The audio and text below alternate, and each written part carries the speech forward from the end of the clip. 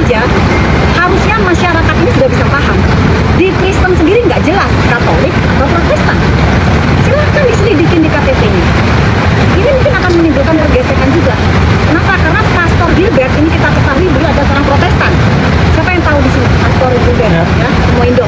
Itu Protestan ya, Protestan. Tetapi di KTP-nya itu Katolik. Ini gimana sebenarnya?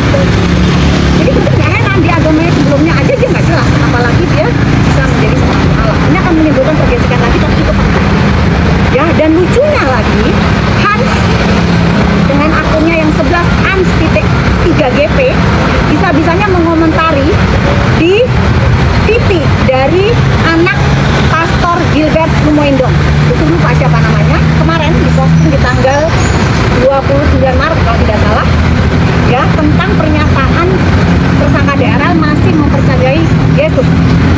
Yang saat ini VT tersebut sudah dihapus oleh anak Pastor Gilbert. Tapi semua sudah kita record, ada semua.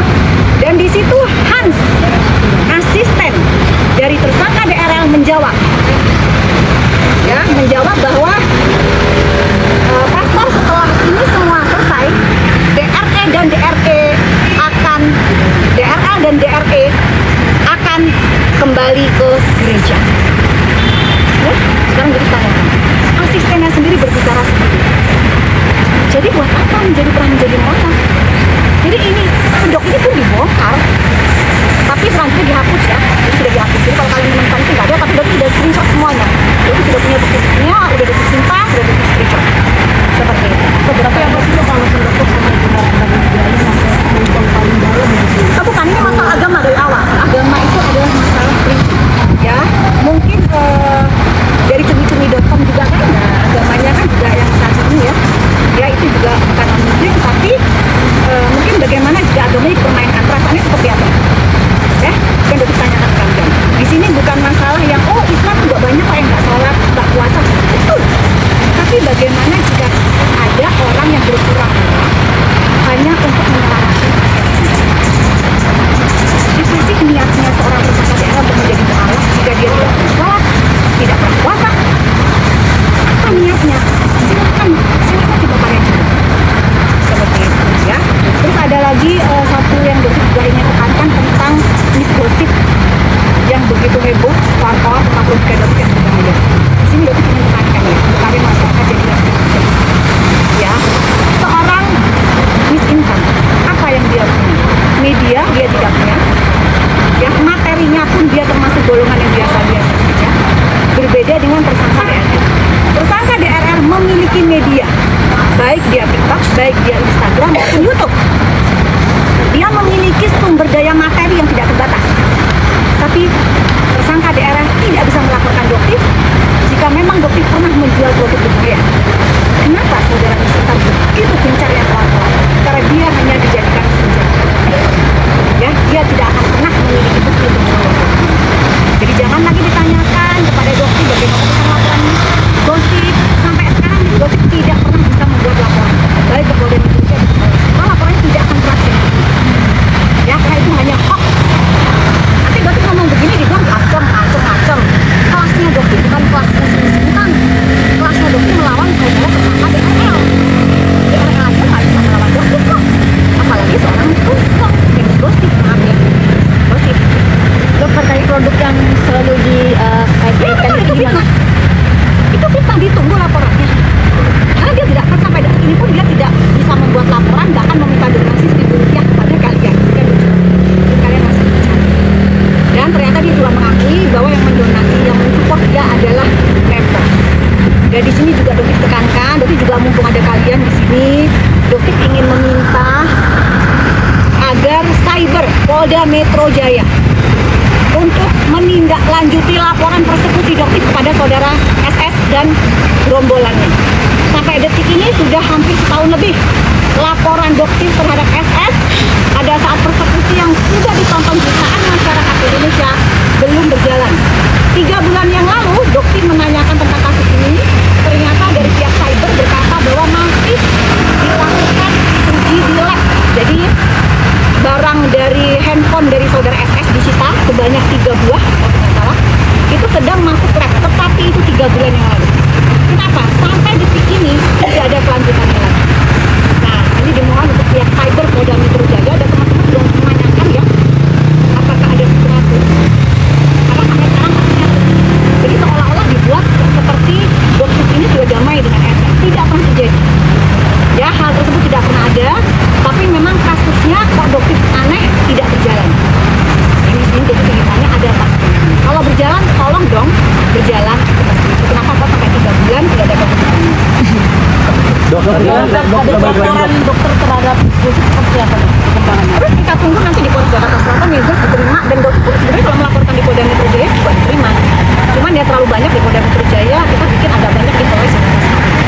Kita Dok, tunggu aja. Tadi kan dari satu langsung tadi dokter mengatakan adanya di bawah penistaan agama ya dok dari daerah. Betul. Jadi dokter menunggu memang laporan dari Aziz ya, laporan dari klien Anda Aziz untuk melaporkan dokter karena bukti-buktinya dokter sudah pegang. Dan itu dijamin 1000% akan membongkar kedok klien Anda. Ya, bahwa klien Anda benar-benar melakukan penistaan agama. Jadi jangan cuma keluar-keluar, langsung laporkan dokter penistaan agama. Silahkan. Dokter siap dengan bukti-bukti di tangan. Bersama dengan saksi-saksi yang melihat. Ya, termasuk saksi kepala jaga dari Taki. Bahwa beliau atau napinya juga teman satu selnya juga di dalam tidak pernah melaksanakan ibadah puasa maupun sholat. Bahkan di hari pertama tanggal 19 Februari ya, buka puasa pertama kali pada saat beliau diperiksa di dalam, itu pun saudara tersangka tidak sholat, tidak puasa. Ya, saksinya semua ada. Dokter pun melihat ditungguin dari sholat asar, maghrib pun tidak ada guys. Gitu. Jadi alasan dia pindah ke mu'alaf itu apa? Di mana-mana yang mu'alaf itu pasti biasanya dia lebih rajin sholat, lebih rajin puasanya. Itu aja. Jadi yang kita lihat itu apa? Lihat kamu mu'alaf itu apa? Gitu. Sampai kemarin Kongani kan sempat datang ke Rutan sendiri. Betul, Ya. jadi kami juga sudah bertemu dengan beberapa sipir dan mendapatkan pernyataan bahwa memang saudara tersangka DRL tidak pernah melakukan ibadah sesuai dengan apa yang diharuskan. Ya, jadi beliau membatalkan untuk menjenguk dengan membawa Al-Quran. Ya, jadi beliau membawa Al-Quran untuk menjenguk dan dibatalkan karena beliau merasa kecewa ternyata beliau sudah prank. Begitupun dengan Ustadz Felix dan Ustadz siapa? Dennis Lim. Ya, Dennis Lim dan Ustadz Felix alhamdulillah sudah dibukakan mata hatinya bahwa memang dia menyadari udah kena prank oleh tersangka DRL. Tinggal Bang Dery Sulaiman. Jadi harapkan Anda bisa berdiri tegak lurus ya di dalam agama. Ya, jangan silau dengan harta benda. Ya, karena semua yang Anda lakukan akan dipertanggungjawabkan. Anda seorang public figure, Dery Sulaiman, Bang Dery. Ya, jadi jangan karena apapun, apalagi uang, membuat mata hati Anda tertutup. Siapakah seorang tersangka DRL? Tapi dok, sempat ada komunikasi nggak sih dok para ustadz tersebut dengan pihak DRL menyatakan bahwa benar adanya Kalian silakan tanyakan langsung ya ke Kohani, karena semua ada di Kohani, semua bukti ada di Kohani. Silakan ditanyakan langsung ke sumber bukti ke Kohani, karena Kohani tidak pernah berbohong. Ya, tidak pernah berbohong. Silakan nanti tanyakan ke Kohani. Silakan seperti apa. Dok, tadi kan dari pengacara Bang sendiri kan klarifikasi bahwa produk-produk yang dijual dokter salah satu brand utama sama itu kan sudah tidak diperjualbelikan dari tahun 2024. Sedangkan dokter kemarin waktu itu membawa sampel produk yang dimana dibeli di online gitu. Jadi gini ya, Aziz, kita ajarin sedikit dulu ya. Kita jadi juga ajarin. Lebih baik Anda belajar lagi soal hukum.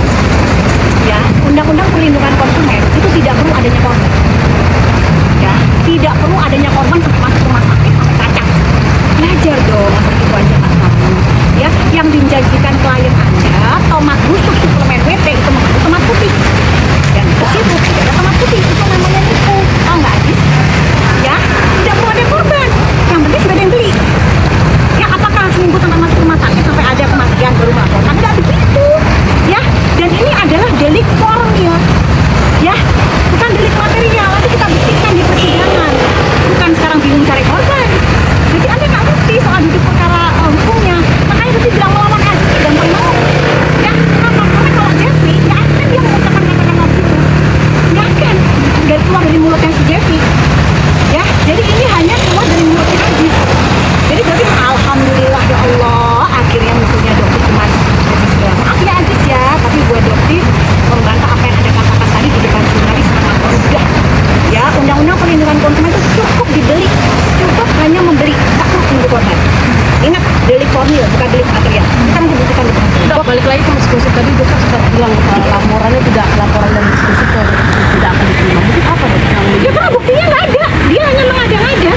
Di warehouse yang kita kirimkan itu adalah produk yang NN-nya sampai detik ini masih digunakan. Sedangkan dia bilang produknya itu NN sudah ditarik, itu semua tidak ada. Dan setelah diselidiki, dugaannya dia itu mendapatkan produk yang dia fitnah itu didapatkan dari Hans, asisten dari DRL.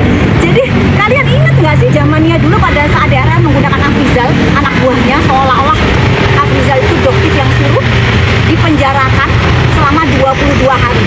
Ini dokter buka di kalian ya, supaya kalian tahu. Detik-detik sebelum dilakukan penahanan terhadap tersangka DRL, dokter bertemu dengan dia di dalam krimsus. Ya, dan dokter langsung katakan kepada dia, atau mungkin pada saat sama kamu ya kalau nggak salah ya, dokter katakan bilang begini, DRL, kamu bikin Afrizal penjarain selama 22 hari. Kita lihat berapa lama dokter akan bisa penjarain. Ya, karena orang kecil ini kamu dolimi. Orang yang didolimi itu langsung nyampe doanya. Ya, yang setia sama kamu selama 2 tahun melayani kamu masukin ke penjara, kamu fitnah habis-habisan, ya, hanya karena uang 1,5 juta. Nanti Afrizal akan dokter tampilkan di depan kalian semua, dan dia akan membongkar kedok seorang tersangka DRL yang mengoplos body lotion yang tidak berbahaya, tetapi dia oplos dengan kandungan berbahaya, dan dia tampilkan ke publik body lotion itu berbahaya. Itu ada tidak kecil. Nanti Afrizal akan berbicara seperti apa. Itu seorang ya, perihal foto yang beredar terkait oh iya, pakai baju oranye ya. Apresiasi terhadap Tahti Polda Metro Jaya, terima kasih. Setidaknya dengan foto tersebut membantah dugaan bahwa ada perlakuan khusus terhadap tersangka DRL. Di situ yang dokter lihat ya, dokter tanya kepada napi yang pernah mengalami apel, ya itu adalah apel pagi. Jadi kalau apel pagi itu disebutin, mungkin di situ dipanggil DRL siap hadir, gitu ya. Nah gitu. Jadi memang di situ saudara DRL juga melakukan apel pagi. Ya tidak ada fasilitas khusus seperti itu. Terima kasih, apresiasi kalau nggak salah Bang Carlos ya sebagai Dirtakti, luar biasa. Kalau dokter sih terus juga mengucapkan syukur ya, karena memang selama ini yang sudah dikatakan kebantu, yang dikatakan mendapatkan fasilitas khusus ternyata jadi tidak ada fasilitas. Dok, ini sekarang kan Nah ini yang dokter juga ingin tanyakan, dokter mohon teman-teman untuk mengawal ini, masyarakat juga untuk ditanyakan kepada Dir Cyber Polda Metro Jaya atau kepada Kabid Humas ya, seperti apa kelangsungannya, karena berhenti. Saya sampai detik ini dokter berapa kelangsungannya. Begitupun dengan illegal akses ya, tadi mungkin pertanyaannya ke illegal akses. Dokter sampai detik ini tidak pernah mendapatkan SPDP, di mana di situ Anus mengatakan bahwa sudah naik sidik. Nah, sekali lagi, dokter tidak pernah mendapatkan surat SPDP menerangkan bahwa laporan SS ke dokter itu sudah naik sidik. Jadi selama surat itu belum ada di tangan dokter menganggap laporan yang dilakukan oleh Anus itu adalah hoax, tidak ada. Oke? dok, sekarang adalah ini kan sudah ditahan dok. Selain dugaan penistaan agama, ada juga perlu diberikan lagi dok. Oh jadi begini, hari Kamis insya Allah itu tanggal 2. Kita akan kabarin nanti ya. Dok ya silahkan kalau tanggal 2 nanti akan ada pemeriksaan dari Polres Jakarta Selatan tentang dugaan pencemaran nama baik dan fitnah yang dilakukan oleh tersangka DRL kepada dokter. Sudah naik sidik, sehingga nanti dari pihak penyidik Polres Jakarta Selatan akan melakukan pemeriksaan terhadap tersangka DRL di Krimsus Polda Metro Jaya.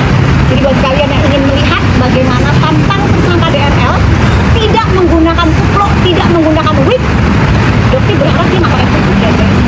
Ya, jadi kita bisa lihat apakah rambutnya sudah tumbuh, sudah besar, menggunakan sarung penumbuh rambutnya, atau kupluk, botak. Ya, jadi nanti akan dibawa dari saksi Polda Metro Jaya, dia akan dibawa menuju baju oranye dan borgol, dia akan dibawa menuju ke sini.